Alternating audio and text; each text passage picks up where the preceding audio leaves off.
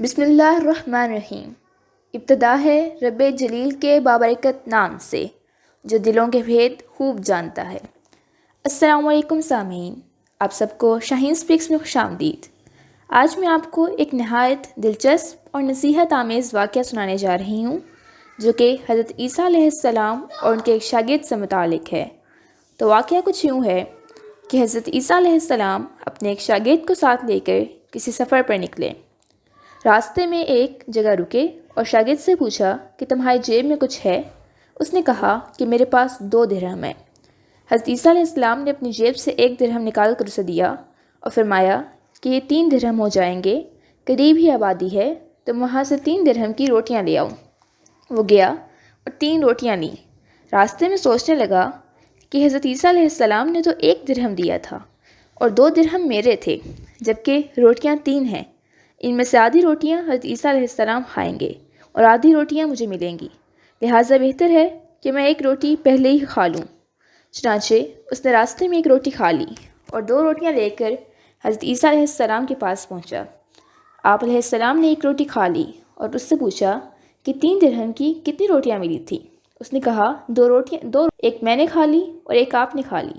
حضرت عیسیٰ علیہ السلام وہاں سے روانہ ہوئے۔ راستے میں ایک دریا آیا۔ شاگرد نے حیران ہو کر پوچھا، اے اللہ کے نبی، ہم یہ دریا کیسے عبور کریں گے جبکہ یہاں تو کوئی کشتی بھی نظر نہیں آتی؟ حضرت عیسیٰ علیہ السلام نے فرمایا، گھبراؤ مت، میں آگے چلوں گا تو تم میرا دامن پکڑ کر میرے پیچھے چلے آؤ، تو خدا نے چاہا ہم دریا عبور کر لیں گے۔ اس طرح انہوں نے دریا عبور کر لیا، یہاں تک کہ آپ علیہ السلام کی پاؤں تک گیلے نہیں ہوئے۔ تو یہ معجزہ دیکھ کر آپ کا شاگرد حیران ہو گیا اور کہنے لگا، اے اللہ کے نبی، میری 1000 جانیں آپ پر قربان۔ حضرت عیسیٰ علیہ السلام نے فرمایا، کیا یہ معجزہ دیکھ کر تیرے ایمان میں کوئی اضافہ ہوا؟ شاگرد نے کہا، اے اللہ کے نبی، یہ دیکھ کر میرے ایمان میں بہت اضافہ ہوا۔ حضرت عیسیٰ علیہ السلام نے فرمایا، اگر ایسا ہے تو بتا 3 درہم کی کتنی روٹیاں آئی تھیں؟ شاگرد نے کہا، اے اللہ کے نبی، روٹیاں تو 2 ہی آئی تھیں۔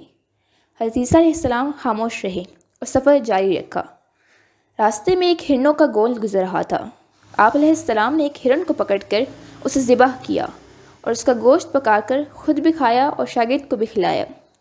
پھر اس ہرن کی کھال کو حضرت عیسیٰ علیہ السلام نے ٹھوکر لگائی تو وہ اللہ کے حکم سے زندہ ہو گئی اور باقی ہرنوں کے ساتھ جا کر مل گئی۔ حضرت عیسیٰ علیہ السلام نے پھر اپنے شاگرد سے پوچھا کہ یہ معجزہ دیکھ کر تیرے ایمان میں کوئی اضافہ ہوا؟ شاگرد نے کہا، جی ہاں اے اللہ کے رسول، یہ دیکھ کر میرا ایمان بڑھ گیا۔ حضرت عیسیٰ علیہ السلام نے پوچھا، تو یہ بتا کہ 3 درہم کی کتنی روٹیاں آئی تھیں؟ شاگرد نے پھر جواب دیا کہ روٹیاں تو 2 ہی آئی تھیں۔ پھر وہ آگے چلتے ہیں تو انہیں جنگل میں سے 3 سونے کی اینٹیں ملتی ہیں۔ تو حضرت عیسیٰ علیہ السلام اپنے شاگرد سے فرماتے ہیں، اس میں سے 1 اینٹ میری، 1 اینٹ تیری اور 1 اینٹ اس شخص کی ہے جس نے تیسری روٹی کھائی تھی۔ شاگرد بہت شرمندگی سے کہتا ہے کہ اللہ کے نبی، وہ تیسری روٹی میں نے ہی کھائی تھی۔ حضرت عیسیٰ علیہ السلام اسے چھوڑ کے چلے جاتے ہیں اور کہتے ہیں کہ یہ تینوں اینٹیں تم ہی رکھو۔ وہ شخص تینوں اینٹیں لے کر بیٹھا ہوتا ہے اور سوچتا ہے کہ میں ان 3 اینٹوں کا کیا کروں۔ وہاں سے 3 دوست گزرتے ہیں اور اس شخص کو سونے کی اینٹوں کے ساتھ دیکھتے ہیں تو ان کے دل میں لالچ پیدا ہوتا ہے۔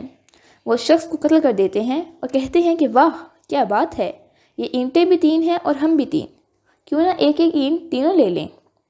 اتفاق سے انہیں بھوک بھی لگی ہوتی ہے۔ وہ ایک دوست کچھ پیسے دے کر قریبی شہر کھانا لینے کے لیے بھیج دیتے ہیں۔ باقی 2 دوست سوچتے ہیں کیوں نہ ہم اس دوست کے آتے ہی اس کا خاتمہ کر دیں تاکہ دونوں 1.5 اینٹ کے مالک بن جائیں۔ ادھر ذرا تیسرے دوست کی سنیے، وہ پہلے تو کھانا لے کر خود پیٹ بھر کے کھاتا ہے اور پھر سوچتا ہے کہ کیوں نہ میں باقی کھانے میں زہر ملا دوں تاکہ کھانا کھاتے ہی دونوں دوست مر جائیں اور میں اکیلا ہی 3 اینٹوں کا مالک بن جاؤں۔ وہ یہ سوچ کر کھانے میں زہر ملا دیتا ہے اور کھانا لے کر اپنے دوستوں کے پاس جاتا ہے۔ دونوں دوست اپنے منصوبے کے مطابق اسے فوراً قتل کر دیتے ہیں اور خوش ہوتے ہیں کہ چلو اس کا تو کام تمام ہوا۔ پھر دونوں دوست کھانا کھانے لگتے ہیں کیونکہ بھوک انہیں ستا رہی ہوتی ہے۔ کھانا کھاتے ہی وہ دونوں دوست بھی دار فنا سے کوچ کر جاتے ہیں اور وہ تینوں اینٹیں وہیں کی وہیں دھری رہ جاتی ہیں۔ تو دوستو، آپ نے دیکھا کہ کس طرح لالچ نے ان تینوں دوستوں کو اندھا کر دیا اور وہ اپنی اپنی جان سے ہاتھ دھو بیٹھے۔ اس لیے تو کہتے ہیں کہ لالچ بری بلا ہے۔ امید کرتی ہوں کہ یہ واقعہ سن کر آپ کے ایمان میں اضافہ ہوا ہوگا اور آپ کو کوئی نہ کوئی سبق ضرور مل گیا ہوگا۔ اللہ حافظ۔